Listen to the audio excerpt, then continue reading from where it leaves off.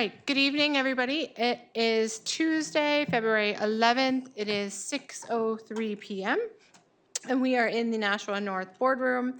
And I have to say, it is very distracting because there's a chili cook-off down the hall, which is only $10 if anybody wants to leave home and rush right over here. But it smells delicious. So I think it's multiple schools competing. Nashua, I saw Alverne was there, and Concord. Yes, I believe it's through the CTE Culinary Department, so some good stuff going on. So, and they're raising money for scholarships, so I just think that's lovely. So if you're bored and you would like to come down, come get some chili and you can watch us in person. So tonight we have a bunch of things, a couple things that we had sent to the full board and then we pulled back and then some new things. And we also have our, what's your title, Mr. Dion? Webmaster and social media coordinator. Right, we have Mr. Dion, our webmaster and social media coordinator here to talk to us about a proposed website policy. I forgot to do roll call. I'm here.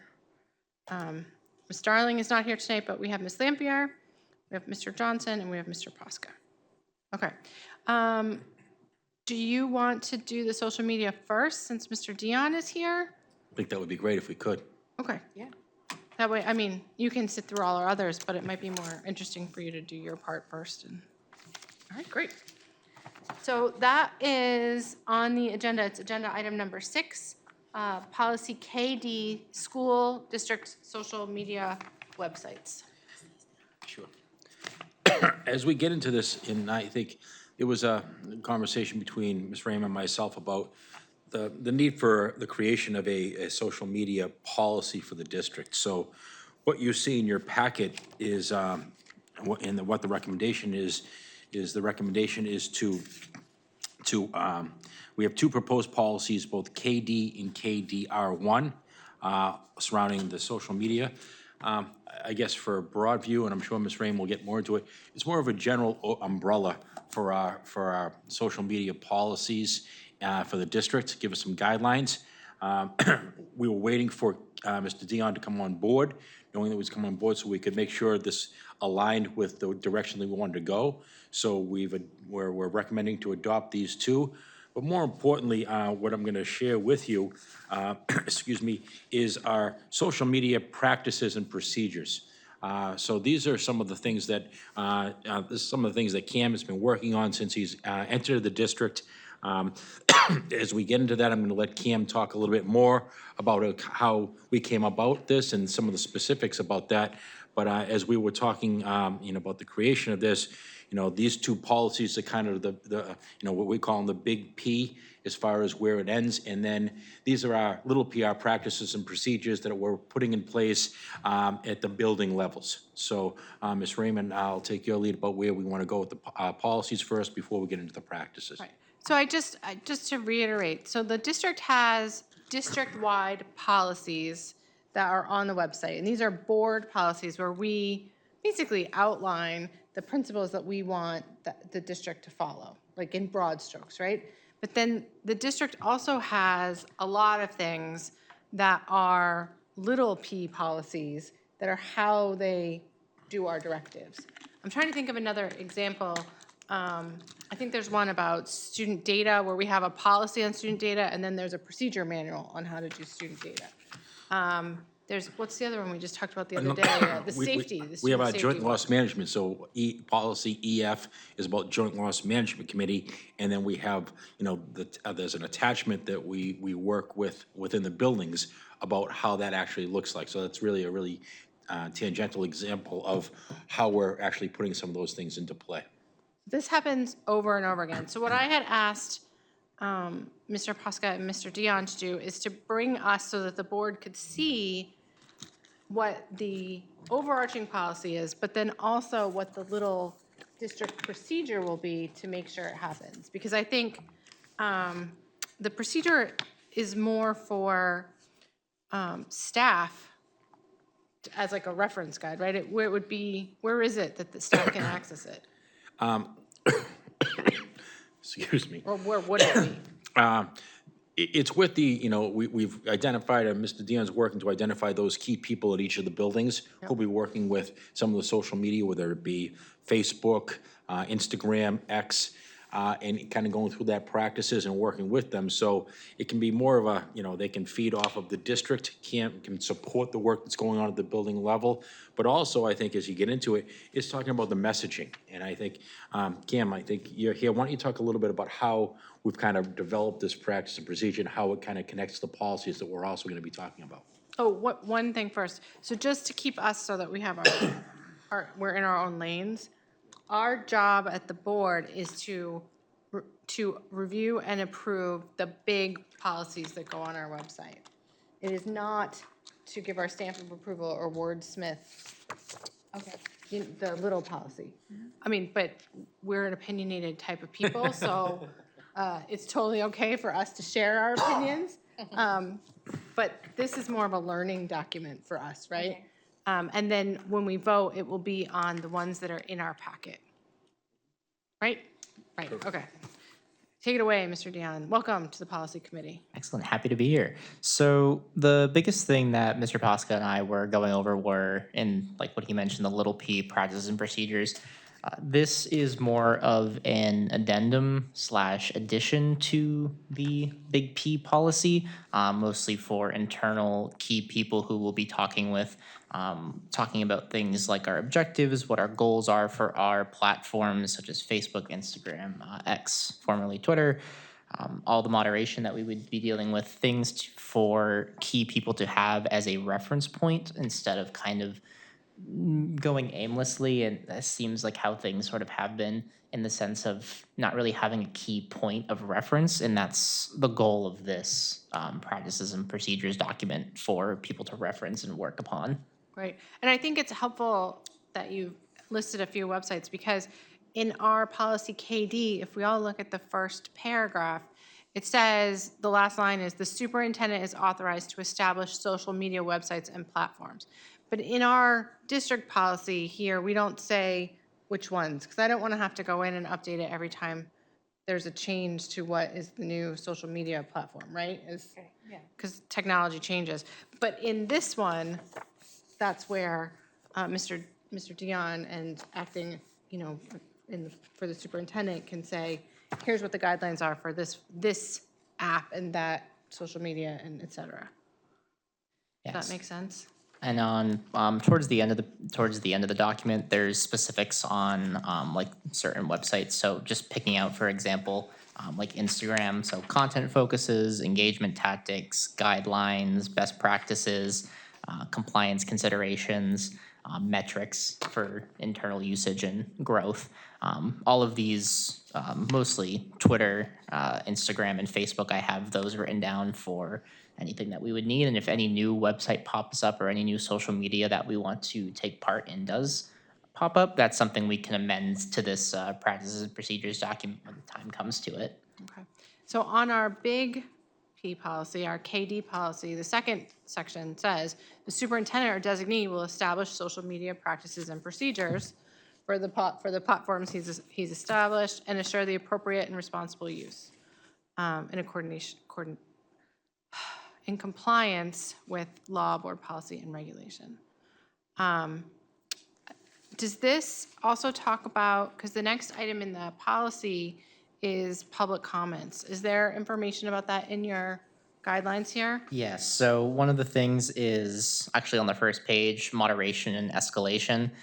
So having a baseline of any appropriate or offensive comments will be removed, de-escalating angry comments professionally without removing them if they're things that are valid concerns that might be negatively shown if we do hide or remove them, responding to comments quickly, and then the kind of mirroring on Article KD of any discriminatory, inflammatory spam comments to be removed without question.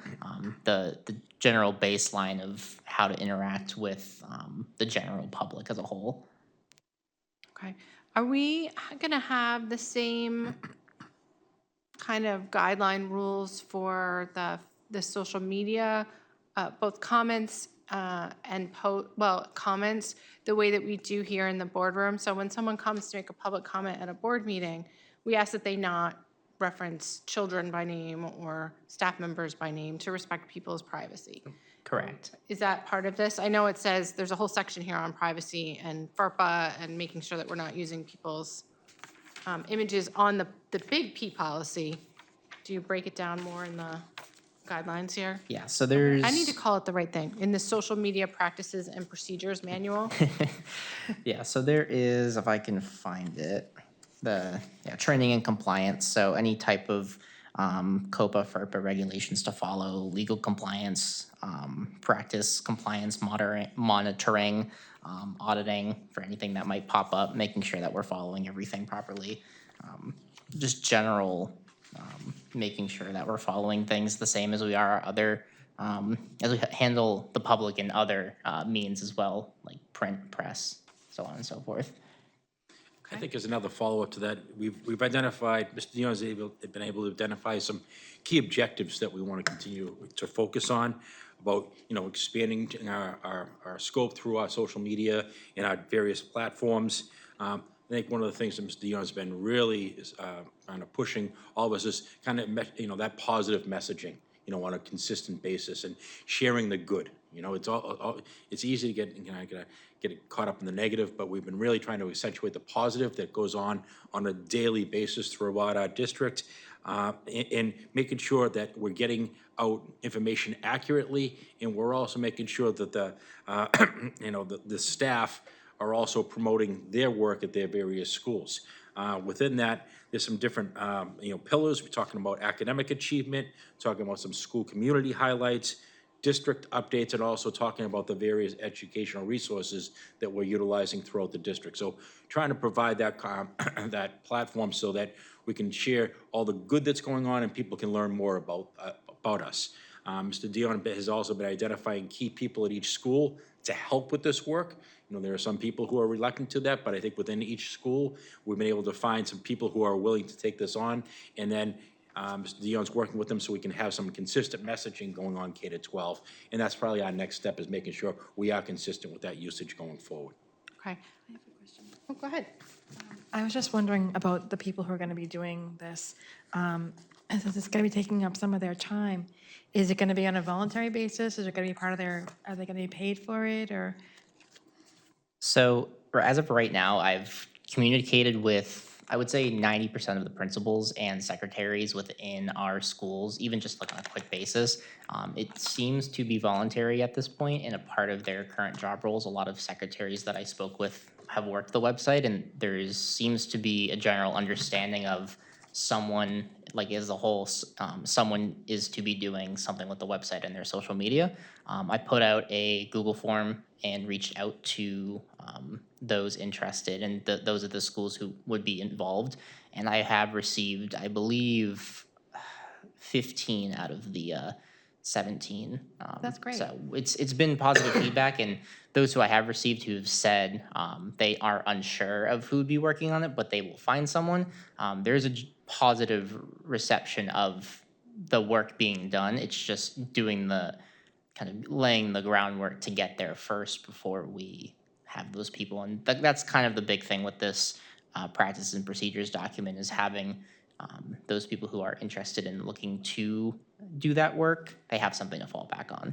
Okay, I was also wondering about the content moderation. I feel like, especially on Facebook, things can turn ugly so quickly. And if someone puts a child's name up there and someone's not moderating it, might not be taken down right away. Are you going to have the, I know that there's a thing on some groups where you can turn the commenting off for a certain period. Would that be how that's going to work, or? So we could set it up as, and that's a conversation of kind of figuring out what we'd want to do in the long run. Currently, as of right now, commenting is open right away, and it's been a month and a half, but we haven't had any issues so far, which is a small miracle on Facebook. But there is ways to like remove tagging so people cannot tag on comments or whatnot. There was a post about a snow day where someone tagged a student probably to just show them that a snow day was Pay happening. attention, there's a snow day. Yeah, so it's not necessarily a call out in a way of a negative thing, but it's more of a ping. So it's finding the middle ground because we want to have comments open for people who have questions and concerns, genuine asks. So it's the treading lightly and making sure that we don't close ourselves off completely when we're looking to make a transparent two-way communication avenue. Okay. I saw on Helene Talbot, who's the CTE director, has been posting on the CTE Facebook page videos that highlight various programs within CTE. It's really cool. And I actually, because I'm that age now, I'm like, ooh, Facebook, let me show my teenagers. But it is, like, I have a freshman, and I'm like, hey, did you see the LNA video? Like, you were talking about, like, now you can see what it looks like. But I did see that a parent was like, oh, that's my kid, I'm so proud. And I thought that was nifty, but I don't know if that's something that would violate confidentiality because it's the parent making that, right? And then, like, all, like, the aunties and stuff were like, oh, this is so neat. So I kind of like that positive engagement. But KD, what are we calling it? KDR1 is the second part of our policy, and it really dives into when a posting would be removed. Okay. And what you can't put spam on our district stuff. But I like on that one as well, number 7, on page 1 of KD1, where it says all the content on the district's Facebook page must relate to education, curriculum, instruction, school authorized activities, and athletics. It has a list. It's a pretty exhausted list. But like, there's no politicking, no other things. And there's a section about you need a parental release. You can't be taking films of kids and putting them on. And so I like the idea that Mr. Dion has done, where he has created a guideline that's clear for staff, and then now we're identifying individuals so that we don't have this wild west of various people taking photos and putting them on Facebook without cross-referencing, because I had heard a couple of complaints from parents who felt like their child was put up on Facebook when they really they were not okay with that. So I don't ever want that to happen. And I think in that particular case, it was taken down, but it shouldn't have gone up there in the first place. And I think having Mr. Dion on board to work with those people and to try to promote some consistency with our practices, across all our buildings is the next step. I think, I was going to mention the CTE highlights, because I think that's kind of some of the things Mr. Dion's been working with CTE, so that I think you've actually linked the CTE Facebook page to our district webpage.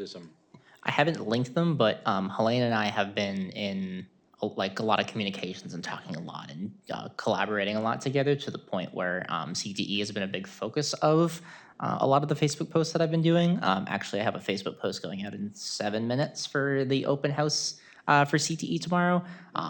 So it's very exciting news. Lots of really good things coming out of CTE, but it's mostly working with Helene to show a lot of other departments and those interested that all you need to do is just come talk to me, and I'll be more than happy to push your good news out to the front. That's kind of the goal for me, at least. Is your, and I know we're kind of getting away from the wordsmithing here, but is your intention to have a Facebook page for each level of education, like a global Nashua elementary schools together, or to have each school have their own? Like, what should the parents be looking for? So as for right now, I'd like to stick with the Nashua School District as a whole Facebook page as we grow. We've only had it for about a month and a half, and it's been very successful. There's been no problems, knock on wood. But as we grow and just continue to get more follows and things like that, I think being able to talk about splitting it up a little bit wouldn't be a bad idea. I think that's a future conversation that would be good to table for now. But as of right now, since we only have about 770 so follows on our Facebook page, which in a month is pretty good. Then splitting that might confuse some parents, and especially if it's parents going with students from 5th to 6th grade, and we don't want to confuse them too much. But as we get a following, I think it would be proper to continue that conversation, if that makes sense. Okay, and can you tell me about, because I'm a bit of a Luddite sometimes, so I've got my Facebook, and I have not ventured out into X or Instagram or whatever, because that's work and I don't want to do it. So I have no idea what's going on those others. So can you tell me a little about, do either of you follow on Instagram or whatever? I don't even know, but I hear that Instagram is where all the kids' stuff is and all the sports stuff. I just haven't seen it. Yeah, Instagram has been really good for more personal and sports news. A lot of I posted a Battle of the Bridge, I believe, from North and South on Instagram, and a lot of the sports get upwards of 70 to 100 likes, which is a really good turnaround considering that we have 1,500 or so followers. So it's a pretty solid turnaround rate, all things considered. But Instagram is mostly for photos, showing off, a little more casual than Facebook, I would say. A lot of students are on it. It's mainly photo sharing, so that you can't just do text posts. It has to be a photo attached to it. Facebook is really good for those instant response form style posts in a way, or hybrid form style posts. But Instagram is kind of like what we were saying, good for students, good to connect for sports and more like student engaging things. Mr. Johnson? Yeah, I mean, I was gonna say, yeah, Instagram is very much, even the student athletes often use Instagram to reach out to coaches and whatnot when they're looking to move up to the next level. They'll direct them to Instagram because of the video and photo capabilities that Instagram leans more into.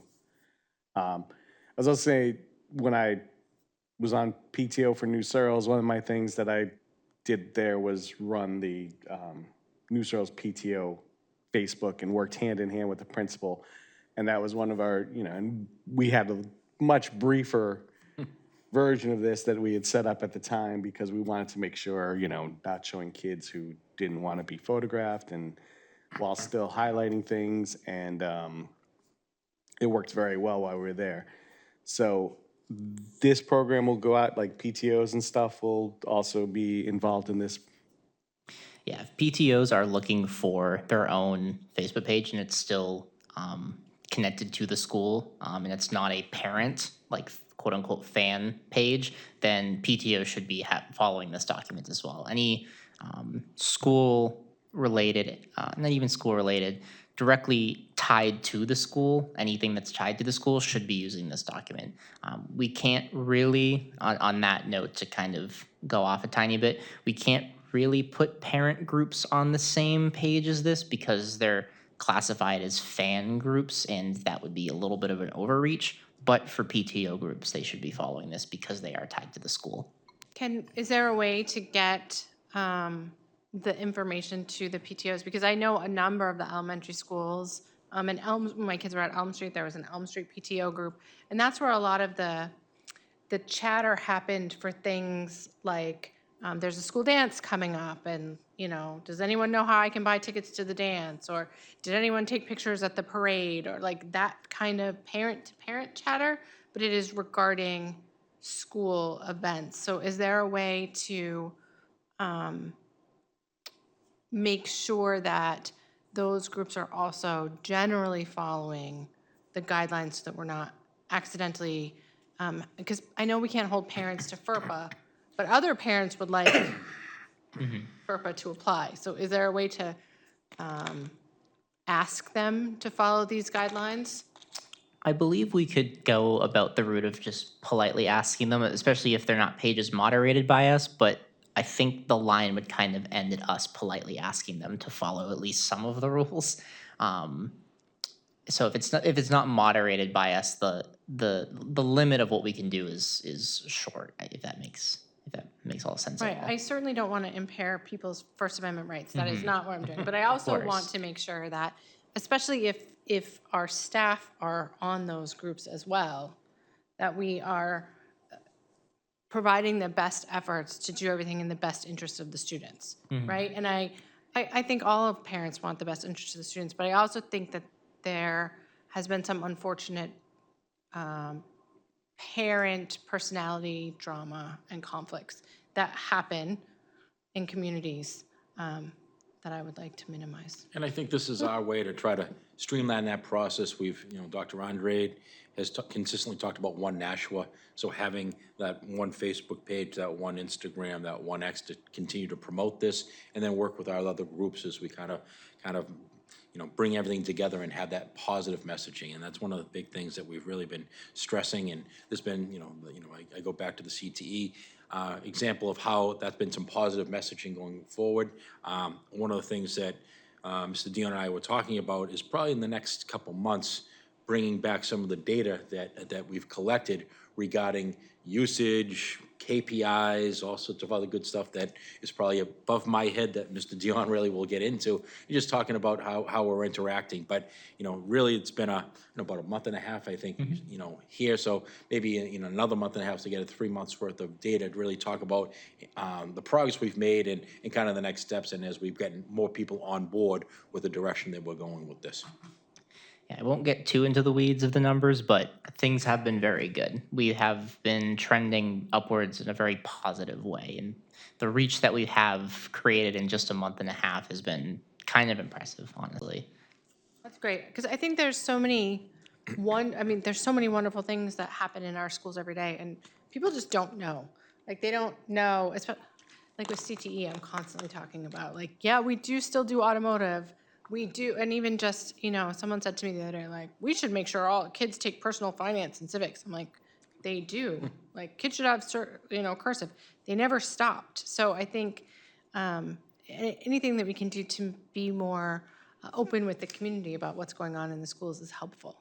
So, did you have another question, Mr. Johnson? Yeah, Jump in just there. quickly, Kind of like turned one of the sideways. things that came to my mind while you were discussing was interaction on pages that are not within the school's thing. We should probably have something that lets our staff know to be aware of certain interactions that aren't on, our pages for, if a teacher is saying something on someone's page that isn't, it's not affiliated with the school, but mentioning things about the school, that might be something that, comes back around that we wouldn't want to have. So I don't know if we should look at a policy for staff and teachers where we give them some guidelines about social media.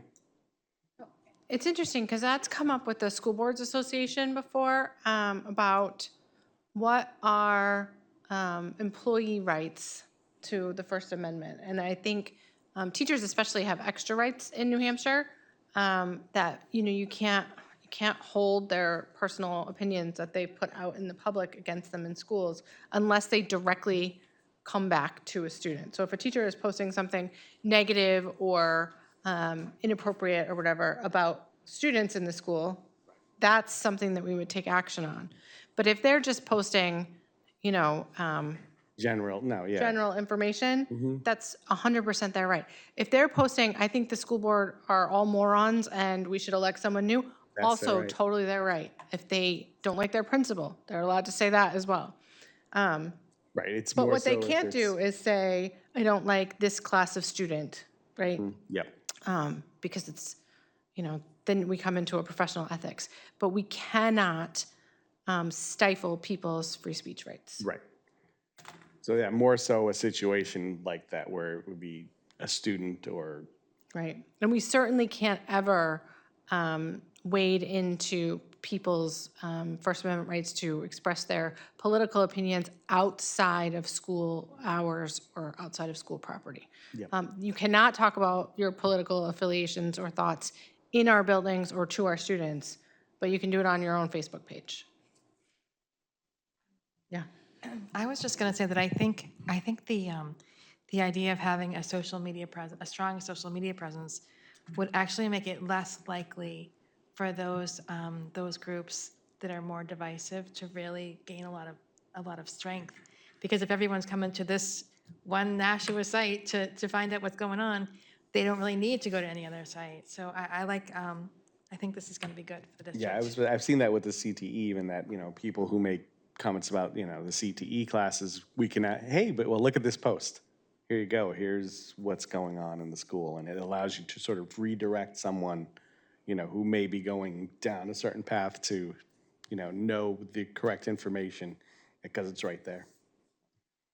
Just to jump on that, are you anticipating one for I'm going to say it wrong. It was the adult education, and now it is Nashua Lifelong Learning? Nashua Center for Lifelong Learning. Yes, Nashua Yes. Center for Lifelong Learning.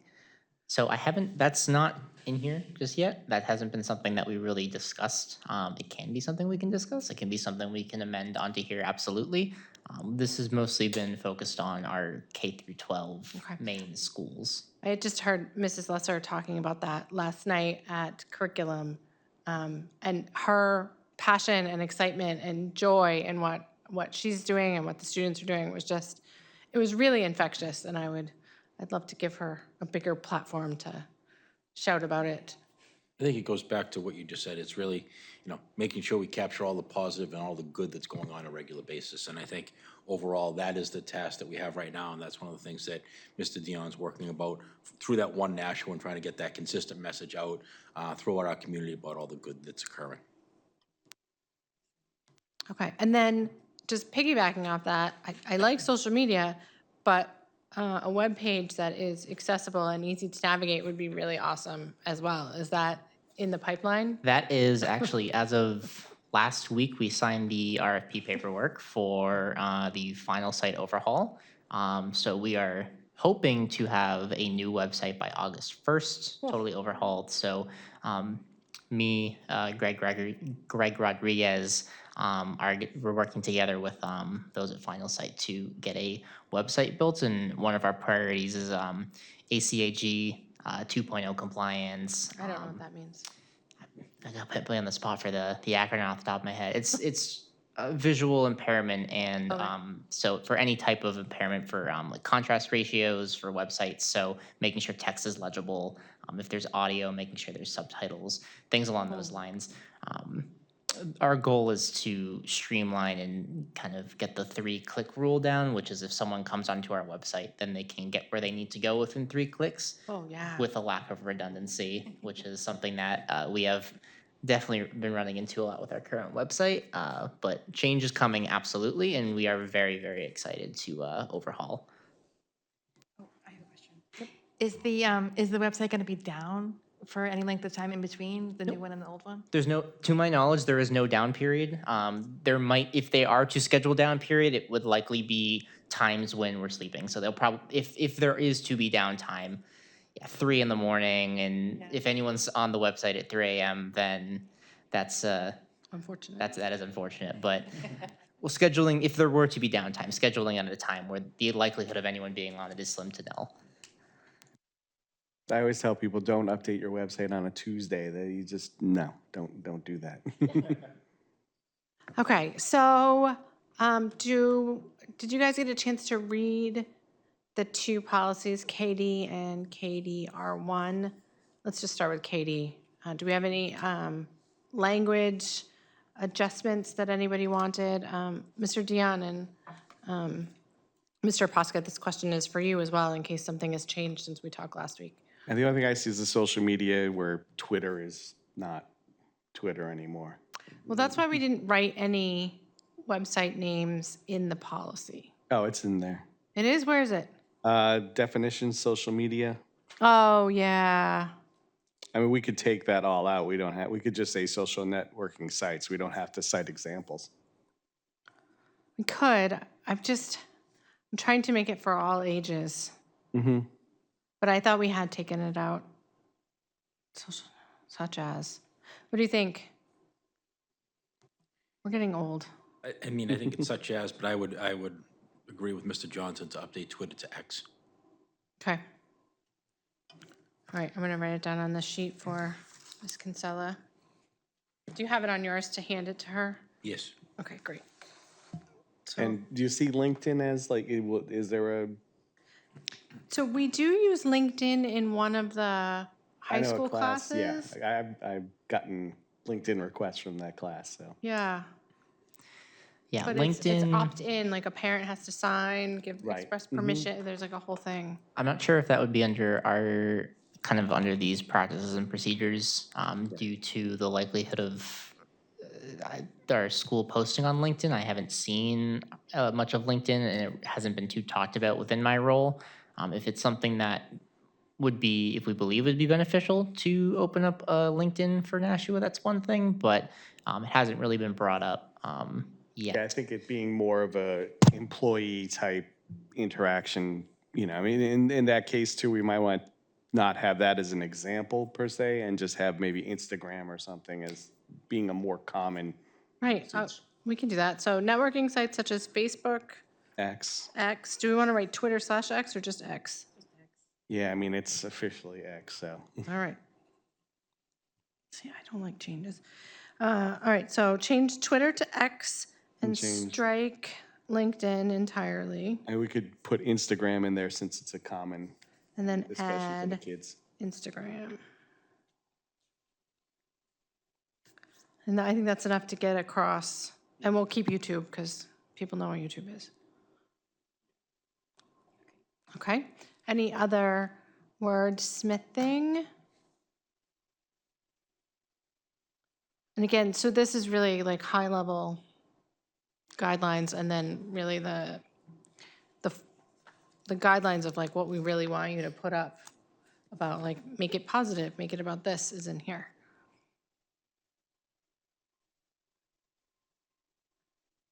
So, and I couldn't find any legal references online. I honestly, I'm not an expert in all of the RSAs, but the only thing I could find that was, kind of appropriate was maybe FERPA. But I don't know if we need it. I feel like that would kind of align with our opt-out policy for students. The paperwork that we have parents sign if they don't want their students to be on our websites. To my knowledge, I feel like that'd be the biggest thing that kind of runs in parallel with FERPA. And if we're following that, then we'd be Yeah, following FERPA. I agree with that. So do you think we should put FERPA as a legal reference? Yeah. And I was just looking. Did you guys write this policy, or did you get it from the New Hampshire School Boards Association? Both. Oh, very nice. Mostly from an HSBA, then we made any adjustments we thought were specific to Nashua. Yep. So there is, because there was that update about the student data privacy law, and that was 189.68. Oh, 189. 189.66.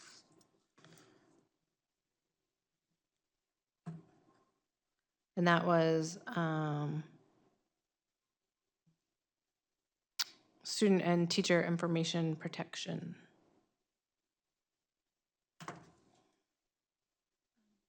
Is there, should we add on here anything about, we would need to get parents' permission before putting photos of the children on the social media sites? I think I don't see that, but. I think that's a practice that we already have in, Yeah. Okay. excuse me. I think it's under our data. I think we have a line for that too. Yeah, I believe so. RSA 189. I said something and now I don't believe it's the right thing anymore.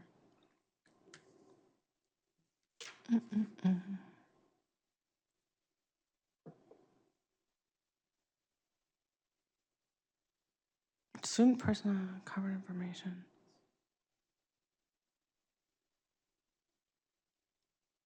So in KD-R1 under 3, it has written parental releases required before posting of student photographs in district-sponsored social media. Okay, so it's on the next policy. I knew we had it somewhere. Correct.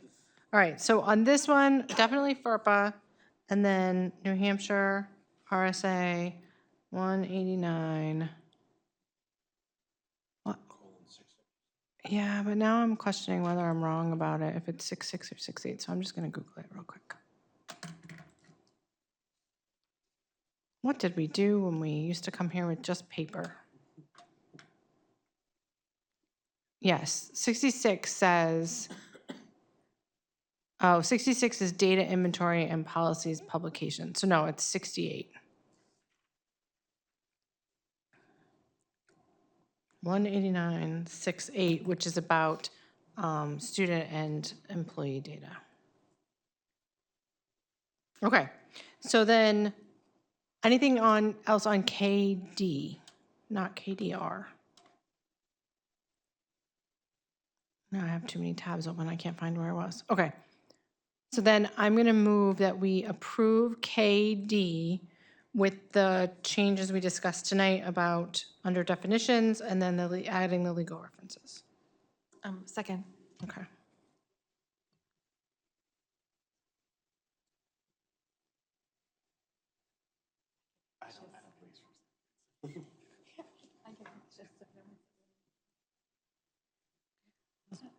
Okay. All in favor, say aye. Aye. Aye. Okay. And then I should write that down for myself too, because I'm going to give this back to Mr. Posca and then I won't have it. So if something happens and people ask me later, I'm going to be like, I don't know what legal references we discussed at length. 189.68. Okay, and then Katie R1 goes down exactly the guidelines about postings that we will remove, and then talks about written, that it has to be, if it's an official district page, it needs to say official district page so that people know it's not a copycat page, and that we have to have parental release before we put photographs. And that includes videos. So those nice CTE videos, we should have on file for every student in there a signed consent form. And those consent forms go out like the first day of school, I think. Yeah, so those are documents that we should have in our possession, and we should have strikes if there are like no-goes, like there's students who shouldn't be on there. And personally, what I've been doing is if there's ever a doubt in my mind, I reach out to the school that the student is at, and they clarify first. Yep. When there was a recognition for Sunset Heights last month because they had been recognized as I forget what the exact designation was, but they had been recognized for their academic success of the students because they were like one of two schools in New Hampshire and 100 across the country that were recognized for academic improvements of students, which is amazing. But when the principal was guiding around the people to celebrate it, she had a list of students who couldn't be photographed. And so as she was taking some of the guests around, and there were a couple photographers there from the media, it was like, no, you can't take a picture in that classroom because there's a child who doesn't have permission. But you can take one in this classroom because all of these children have permission. So I thought that was really, it was really cool, but it was neat to see in practice how the principal was really safeguarding the rights of these kids and their parents to opt out of having their picture in the paper. So my hope is that we continue to do that, and I was excited to see it happening. Okay. Any other questions on KDR1? Should we add the same legal references? Okay. I think it's better to have the legal references in there because when I looked at it, I was like, whoa, where are the references? We just make this stuff up on our own. Yeah.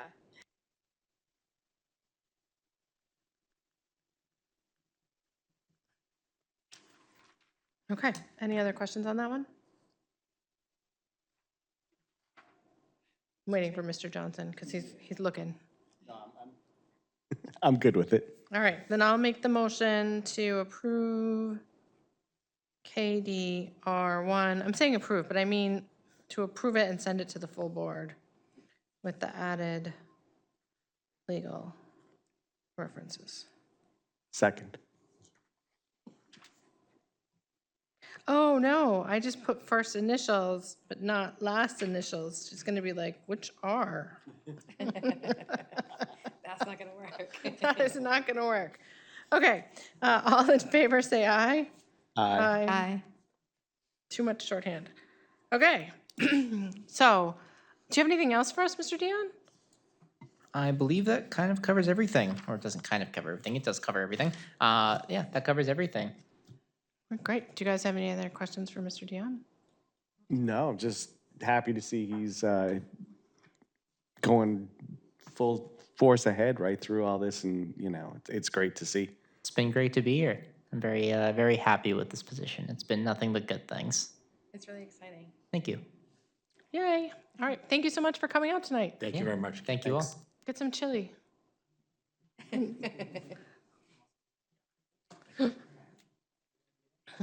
night. Okay, so back to the beginning of the agenda.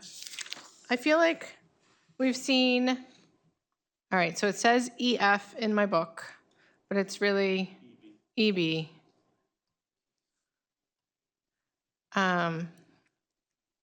EB, the title is right, the Joint Loss Management Committee. We've seen this a couple times, and I don't remember why we brought it back. Oh, it needed a legal reference. Correct. I wrote it down. All right, and so we have added, it needed to be 603.03 all the way through, no, 603.01 all the way through .08, not 4. Okay, Correct. so I move.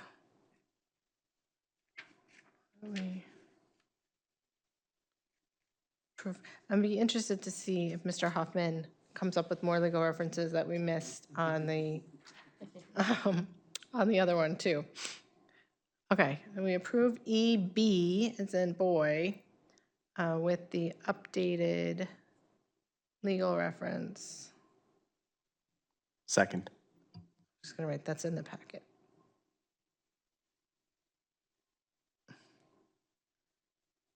Two or J. Okay. Questions? Okay. All in favor, say aye. Aye. Aye. Okay. And then the next one is KFA, Conduct on School Property. This one we had discussed at the board and then brought it back for 2 reasons. And one was a legal reference, because we had really talked about this one as being focused a lot on our sports events. And there is an RSA regarding threats to sports officials that didn't get in. So we wanted to update it for that. And then we keep going back and forth about the conduct on school property and during school-sponsored events. And I know that there were still some areas of discontent during public comments about whether or not this applies to school board meetings. I still don't think it does. No, I don't believe so. And I think that the general statement of purpose about educational climate for students really emphasizes that it's really focused on student events. Yeah. But I just wanted to bring it up again. Any other questions or thoughts on that? No, I think the way it's worded and stuff establishes that, this is events and not, meetings of the board or. Okay. Ms. Raymond, I just want to clarify, one of the things that we discussed Oh, did I miss one? is in that first sentence about striking, upon school district property. And so the whole sentence would be, the purpose of this policy is to establish a minimum standard of conduct during school-sponsored events and activities. That's right. There it is. What do you think about that change? I like it. That works. Because I think it would still cover stuff like freaking out at a bus driver. Sure. Because that is a school-sponsored event, is riding the bus. And there are events that are held, that are student events that are held off of school property. All right, Correct. so we're gonna move, Hockey game is not on school property, so. that's true. I think it's a good change. Okay, all right, so we're gonna move to approve the addition, did I write it down and I just forgot? I did. Oh well. We're gonna move to add the legal reference that's in the packet and strike from upon, just the phrase upon school property to the word and in the first sentence.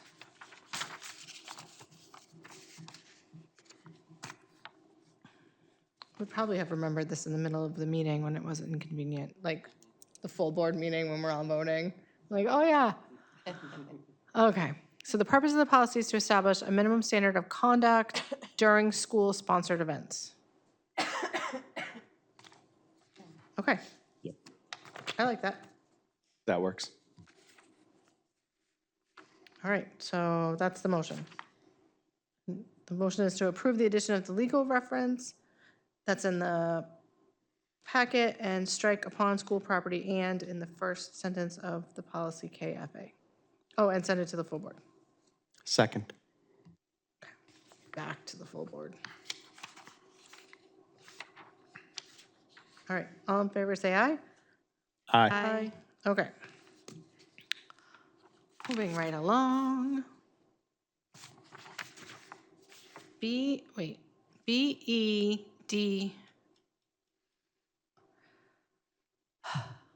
BEDB. And then we have BEDBR on the books now. So what we're suggesting is, Mr. Posca and I look through and we see, well, what do we have on the books that are, how old are they? Because we're supposed to review all of them every 4 years, but no one ever does because there's so many. And so we have this BEDB and we have BEDBR, and BEDBR is weird, and it's just a list of what should be on the agenda. And we just recently changed how we were going to do our opening statement, and so I think we should just get rid of that one altogether. And then we should talk about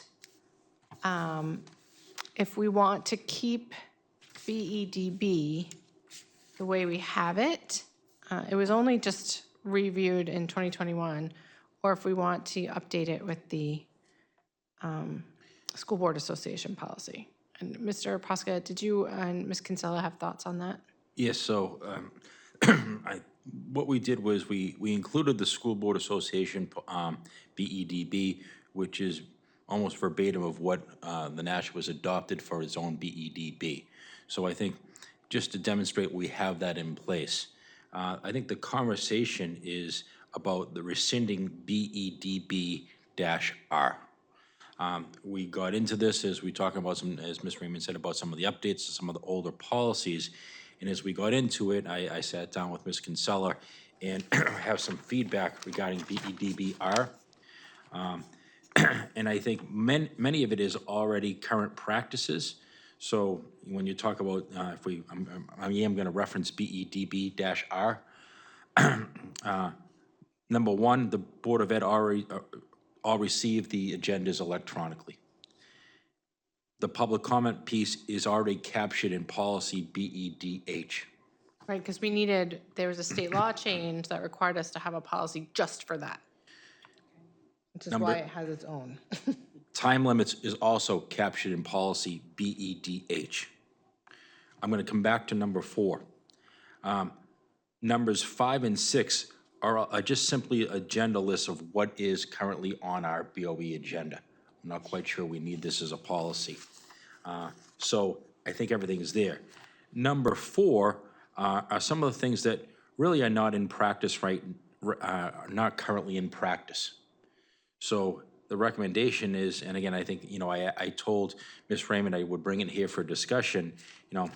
Those things aren't in place right now. I think it does make sense to rescind. My recommendation would be to rescind this because we already have it captured in a variety of other places, but we did want to open it up to discussion with this committee.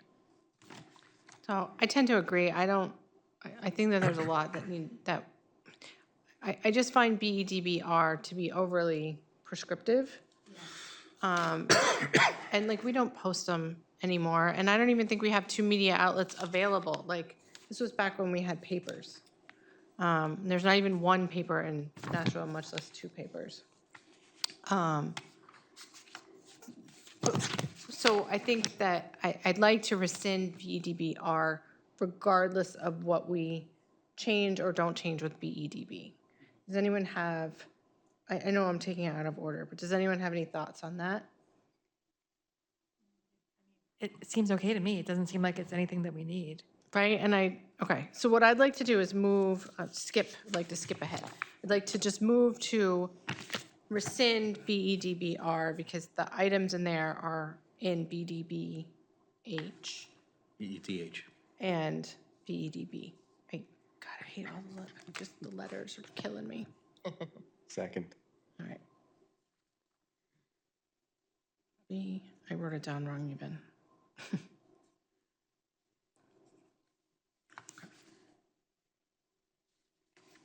Okay, all in favor, say aye.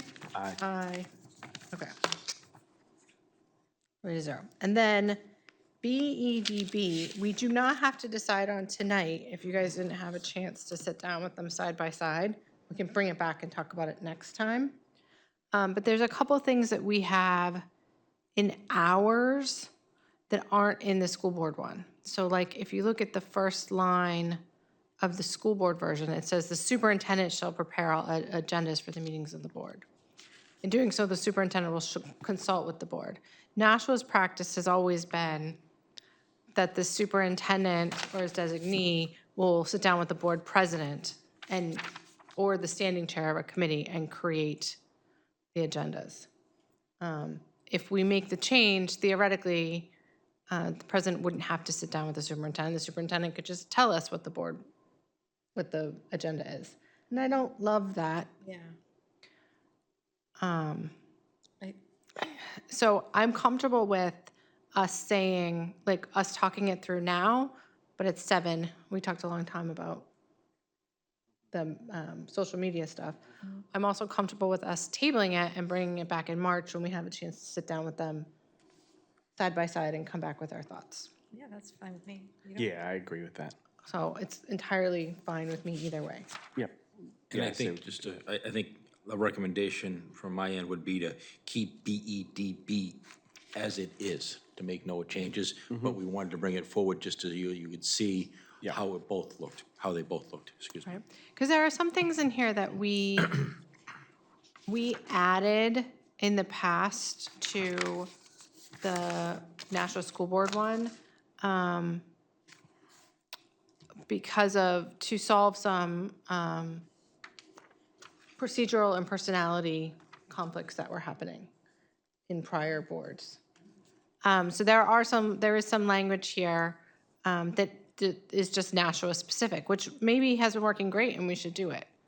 So, What would be an example of that? let's see, like the order, hold on.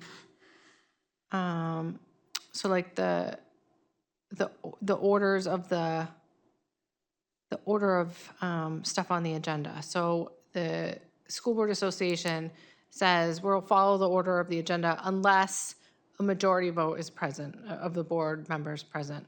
However, our policy says 2/3 majority. But we don't do that now. We do now, so we'll say, I'd like to suspend the rules to consider blah, blah, blah, or, the president will ask for consensus on changing the order. So technically, we could say no, and then we'd have to take a vote. But if she asks for consensus and we're all like, yeah, that's fine. Well, yes. Do you feel like if that might be an issue if there was a different makeup of the board? Maybe. It has been an issue in the past in Nashua. Okay, then we should leave it.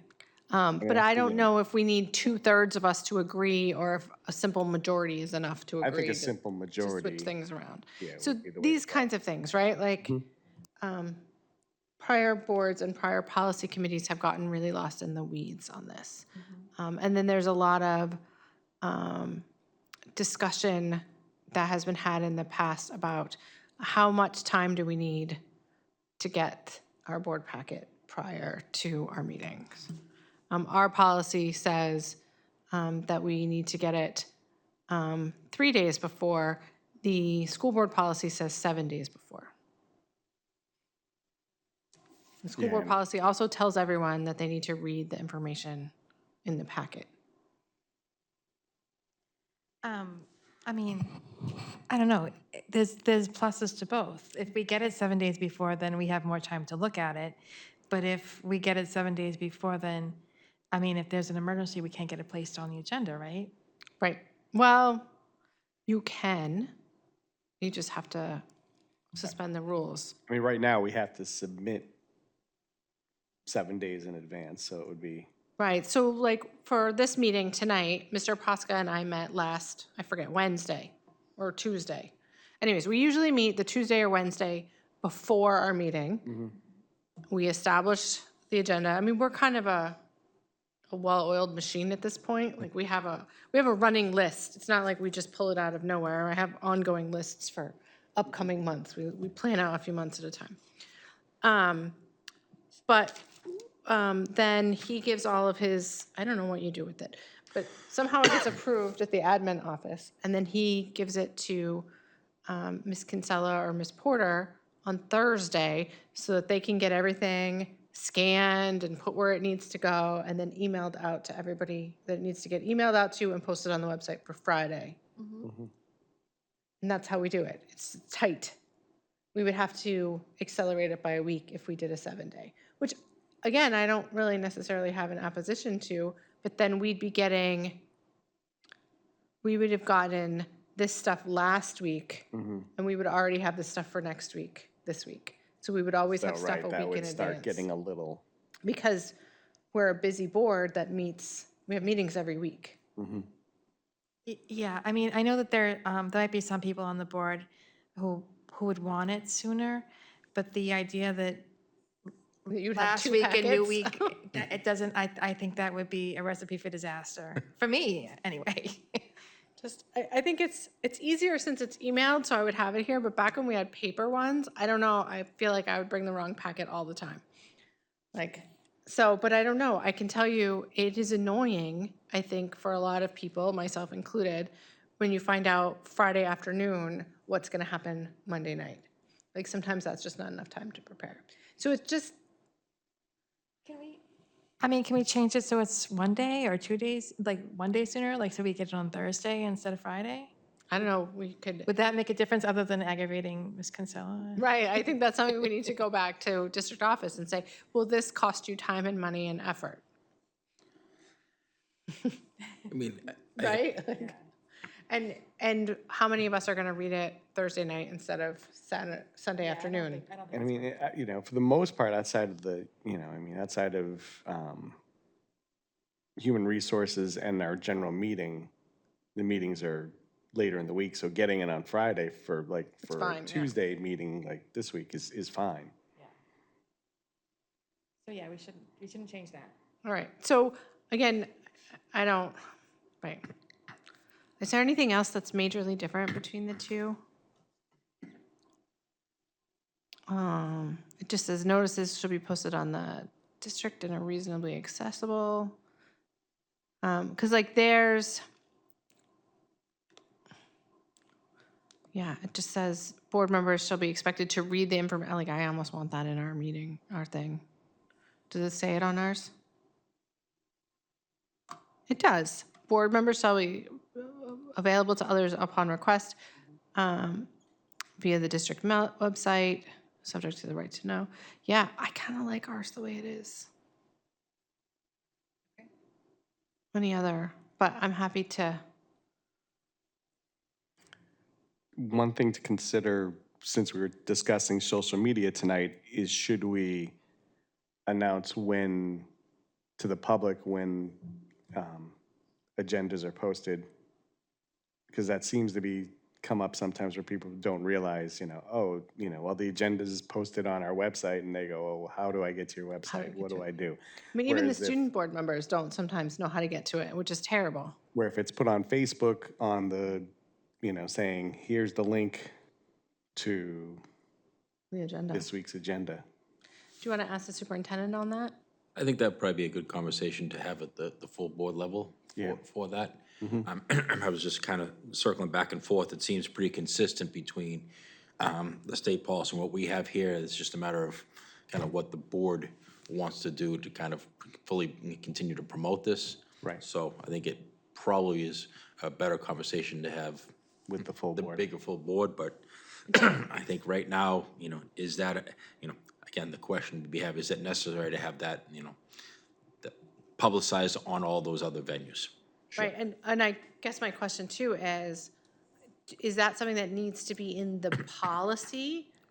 Or does that just? That need to we're be- like, you Better must, practice. must do this from now on, superintendent? Or do we want it to just be a conversation with him about practice? And I don't know the answer to that at this point. I would lean more towards practice because, things change and, but as a practice to get that information out to the public would be a good thing.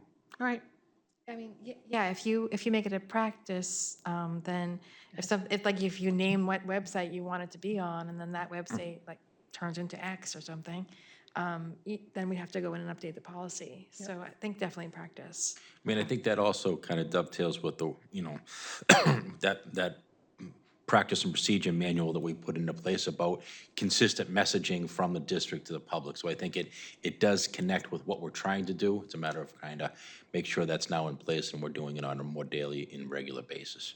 okay. So do y'all want to approve no changes to BEDB or wait till next month? I'm okay with approving it. I think from our discussions, I haven't seen anything that needs to be changed per se. Okay, so I'm going to move to keep Nashua's version. That's how I'm gonna write it so that I'm clear to, Nashua's version of BEDB without changes. Unless, yeah, because I think the only thing there that was questionable was like the 2/3 majority, blah, blah, blah, but I think it's okay. We always vote unanimously anyway. We really do. I mean, I mean, if, of course, the board can change. yep. Maybe, now I'm thinking if it should be, It does say, new business items, now I'm changing my words. It does say on ours, new business items shall be referred to committee by the president with with the majority vote of the board for analysis and recommendation. If there's a new business item that is time sensitive, the board may vote to suspend the rules. So what we've been doing is an item comes up for new business, we just do it. Yeah. But prior practice at some point in time was to have it posted on the thing as a new business item and then be like, okay, but now this is gonna go to curriculum.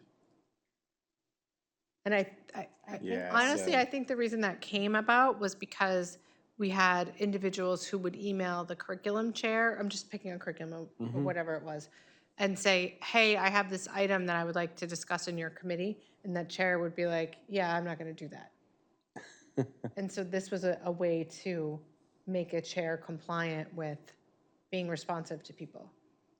I mean, in my experience over the last few years, if you guys want something on policy, you email me, I put it in the policy queue, we'll bring it here, we'll talk about it, right? But not every chair in the history of Nashua has done that. So my thoughts on this is that a lot of time, there's been quite a few times that we've had new business come up at meetings, and it's kind of like a surprise to the board. And then we are told that we have to make a decision right away because it's time sensitive. Oh, I hate that. So I think that something saying, I don't know if this is the right wording, but if we said that it had to go to the committee first, then we would have more time to think about it. And maybe Dr. Andrade would bring things to us sooner. Maybe. Maybe. All right, so I'm looking at the time, and I know Mr. Posca has been at work since like 7 a.m. So, so I'm gonna say, let's take this home, run over it with a fine-tooth comb, and think about practicalities. You want to leave it in this committee for now? Yep, Okay. Yeah, that makes sense. Okay. is that okay? Because like this new business thing, I feel like, Needs a little review and possible work. yeah. I mean, I do think most things should go committee to the board, but some things don't have to go committee to the board. But then, okay. So I'm gonna write retain in committee. Oh, that is not legible at all. Okay, and then we have only two more, but we can, if, are people having time to do two more? I think they're both quick and easy. They're both pretty easy. They're both quick and easy. Okay. So policy, where'd it go? BEDD, which is like one long sentence. And it says, except otherwise provided by law, we will follow Robert's Rules of Order. You didn't want us to get rid of that, right? Because I think we should keep it. Yeah, keep it. And this is just because it hasn't been looked at in a long time. Yes, Correct. because we're supposed to look at them every 4 years, and it's been 11 years since we discussed it. It would be nice to have some sort of a primer on Robert's Rules of Order for people. When we, I think we have a meeting on Monday. I know I was supposed to look that up and I forgot. I always like to think I can just make my own rules at that point. I'll try and do it tomorrow, because I have some time tomorrow that we can give the board. Okay, so I move that we continue to use Robert's Rules of Order in BEDD, Second. sort of the way that we do. Oh, it does say with the current edition, do we know what the most current edition of the rules are? No. I used to have a book, I used to have the book, but then it's like this whole long book, and then there's a tiny section in it that says rules for small boards, which is what we are, and it's like 2 pages. Right. And basically the rules are, you could throw out the rules whenever you need. But also, it's just about, taking turns when you're talking, don't refer to each other by name, appropriate motions. I know I talk out of turn more than I'm supposed to. You get your hand up there.